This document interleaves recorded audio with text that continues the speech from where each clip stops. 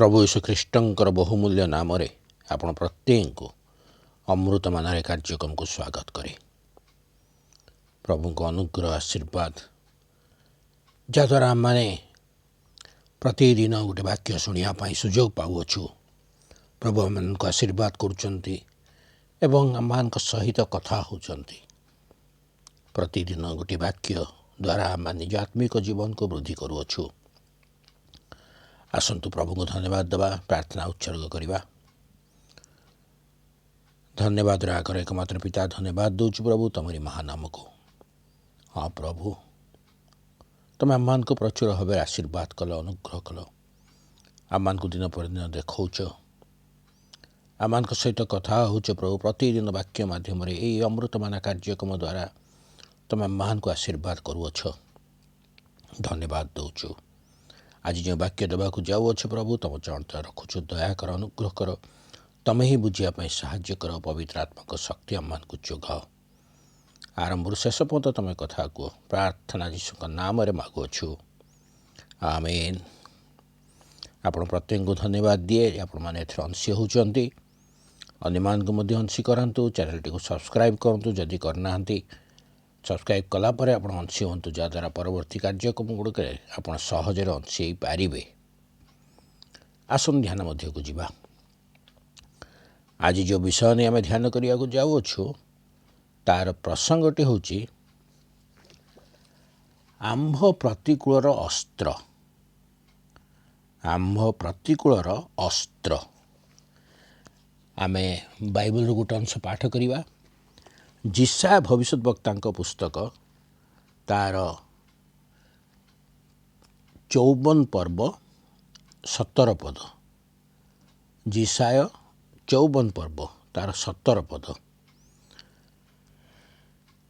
लिखा जाए, जेकोसी अस्त्र तुम प्रतिकूल निर्मित हुए ता सार्थक हेब नहीं, और जे प्रत्येक जिह्वा विचार रे तुम विरुद्ध रे उठे तुम्भे ताहाको दोषी करिब। सदाप्रभु को दास मानकर अधिकार और आंभ दत्त सेमानकर धार्मिकता यही यह सदाप्रभु कहती। प्रभु यह बुझापी आम मान को साहाय्य करंतु। ये पदटी अनेकंकर अति प्रिय पद अटे, कारण यह एक आशीर्वाद पद अटे। अनेक विश्वासी माने यही पद को मुखस्थ करि थांती।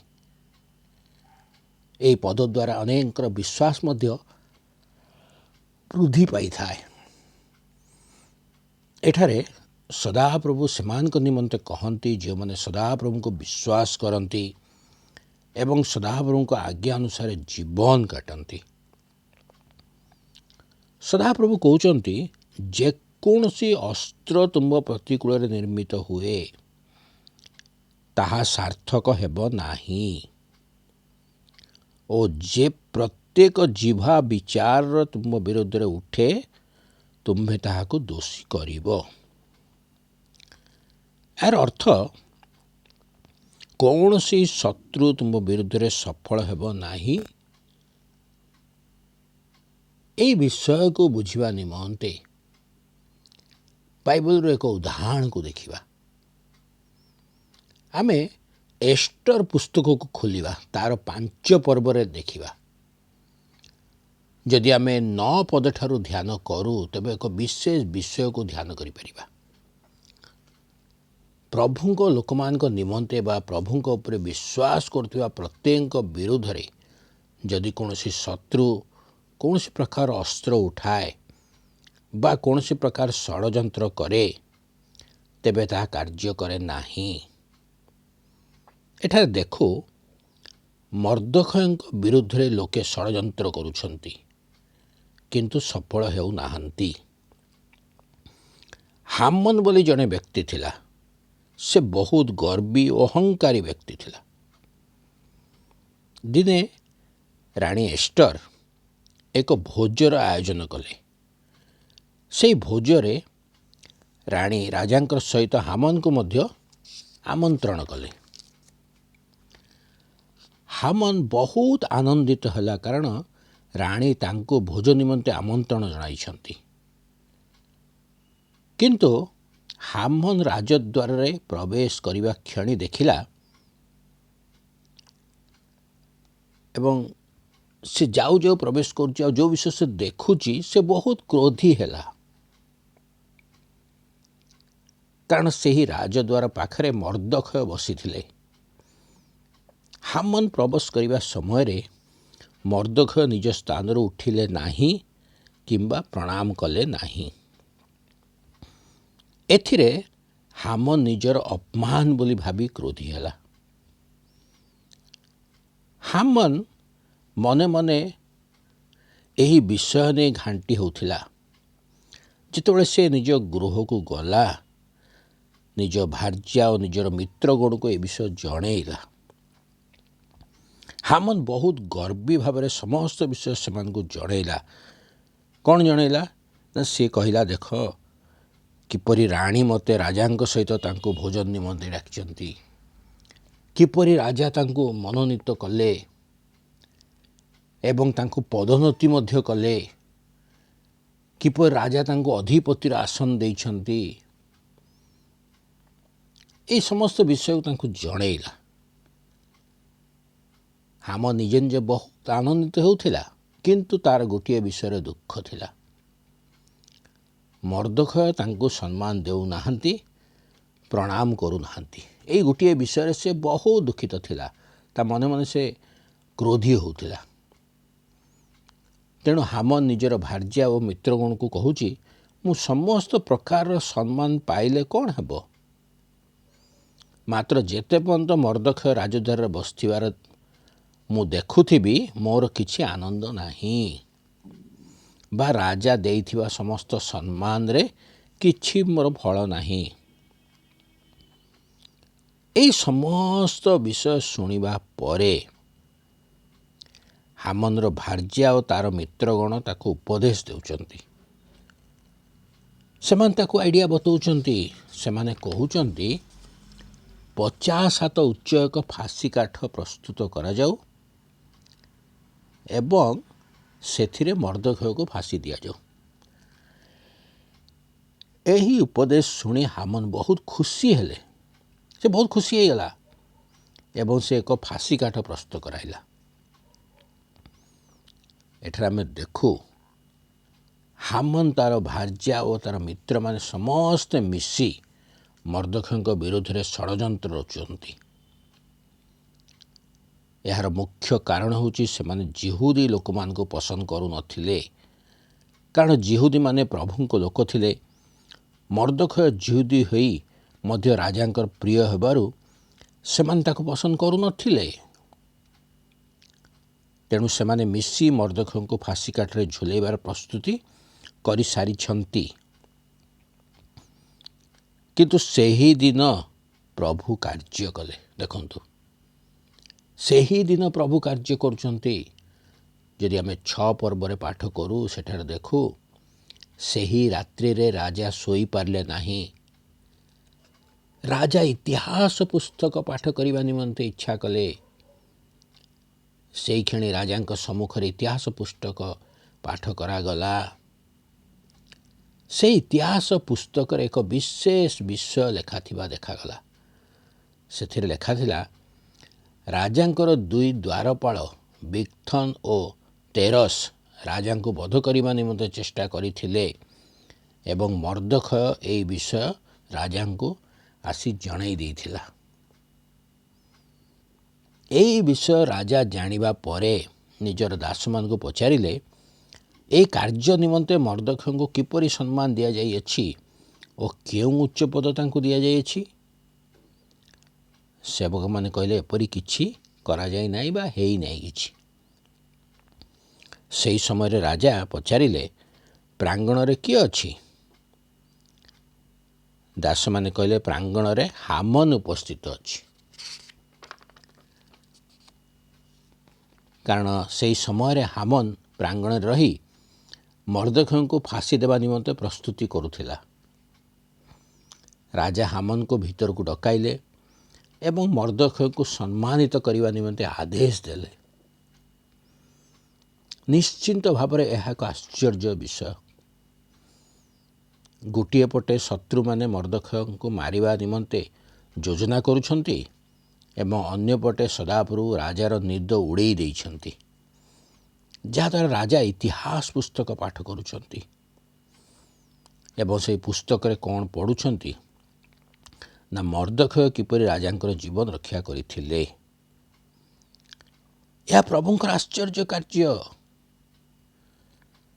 राजा को निद नहेले से इतिहास पुस्तक पाठ करने एक प्रभुंकर योजना। राजा निद न आसिले द्राक्षारस पान करिथान्ते, निश्चिंत भाव करें राजा मैंने से ही करुले, नचेत अन्य कौन से उपाय करें।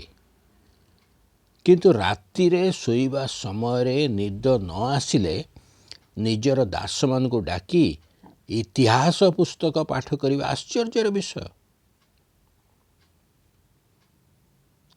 मर्दखय को सुरक्षा देवा निमंते सदा प्रभुंकर यह हूँ एक योजना। तेणु वाक्य कहे जेकोसी अस्त्र तुम विरुद्ध निर्मित हुए ता सार्थक हेब नाही, कारण आमर परमेश्वर सुरक्षा देवा परमेश्वर अटंती। आगु को आमे जेतेबेले पाठ करू जानिपारू जे राजा मर्दखय को सम्मानित करुछंती। जी मर्दखय को मारिबा निमंते चेष्टा करुथिला, मर्दखय विरुद्ध षड्यंत्र करुथिला, मर्दखय निमंते फांसी खुंट प्रस्तुत करथिला, तार से अस्त्र कार्य कला नहीं, बरं राजा से ही हामनक द्वारा मर्दखय को प्रस्तुत करूचंती सम्मानित आयोजन करने निमंते। से हामन जाई मर्दखय को महाराज परिधेय राजकीय वस्त्र और महाराज आरोहण राजमुकुट भूषित अश्व आनी मर्दखय को से बसई नगर रे बुलेवा गला। मर्दखय राजद्वार को आसिले, किंतु हामन लज्जा पाई मस्तक ढांकी निज गृह को गला। परवर्ती अध्याय आमे पाठ कले तो जानीपारू जे हामन जो फांसी खुंट मर्दखय निमंते प्रस्तुत करथिला से ही फांसी खुंटरे राजा ताको ही झुलाई दे प्राणदंड देले। परमेश्वर को निज लोकों को सुरक्षा दियंती। परमेश्वर सर्वदा निज लोकों को से सुरक्षा दियंती। कौन सी षड्यंत्र कौन सी अस्त्र सदा प्रभु को लोक मान को ऊपर कार्य करिव नाही। आम परमेश्वर जेतेबेले कार्य करती केते आश्चर्य भाव में कार्य करती। शत्रु को व्यवहार करी निज लोक को से सम्मानित करुछंती। देखंतु केते आश्चर्यर विषय। यही घटनावली को आमे उत्साहित होगा उचित। शैतान आम जीवन में जेते षड्यंत्र करू जेते प्रकार अस्त्र व्यवहार करू हेई पारे ता समस्या आकार रे आम जीवन रे आसू, रोग व्याधि भाव में आसू, अभाव भाव में आसू, चिंता भाव में आसू, अशांति भाव में आसू। शैतान रो कौन सी षड्यंत्र कार्य करिव नाही। सदाप्रभु से समस्त आमको उद्धार करिवे। आम परमेश्वर आमको संभाळिबे। शैतान रो कौन सी कार्य को सफल होबाकू देबे नाही। मर्दखय परमेश्वर आज आमर मध्य परमेश्वर अटंती। आम प्रतिकूल उठी कौन से अस्त्र आम विरुद्ध कार्य करि परिबो नाही, कारण आम सुरक्षादाता आम परमेश्वर अटंती। प्रभु आम प्रत्येक अल्प चिंतार आशीर्वाद करंतु। आसंतु प्रार्थना करिबा। मंगलमय पिता धन्यवाद दौचु सुंदर वाक्य पाई। हाँ प्रभु, से दिन मर्दखय को सुरक्षा देवाई तमें योजना कल। तमें प्रभु शत्रु मानकर समस्त षड्यंत्र को सफल होगा देल नहीं, कारण तुम लोक मान को तुम सुरक्षा दे था। ए वाक्य आमको देई प्रभु आम विश्वास को निश्चिंत भाव तुम वृद्धि करिଛ ବୋଲି धन्यवाद दौଛୁ। हाँ प्रभु आमମାନଙ୍କର ସୁରକ୍ଷାଦାତା ତମେ ଅଟ। ଶତ୍ରୁ ଶୈତାନ ଆଜି ଯେତେ ଚେଷ୍ଟା କରୁ ପ୍ରଭୁ ସେ ସଫଳ ହେବ ନାହିଁ। ଏହି ବିଶ୍ୱାସରେ ଆମେ ଜୀବନ କାଟିବା ପାଇଁ ଆମମାନଙ୍କୁ ସାହାଯ୍ୟ କର, ଚାଳନା ଦିଅ।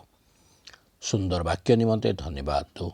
ପ୍ରାର୍ଥନା ଯୀଶୁଙ୍କ ନାମରେ ମାଗୁଅଛୁ, ଆମେନ୍।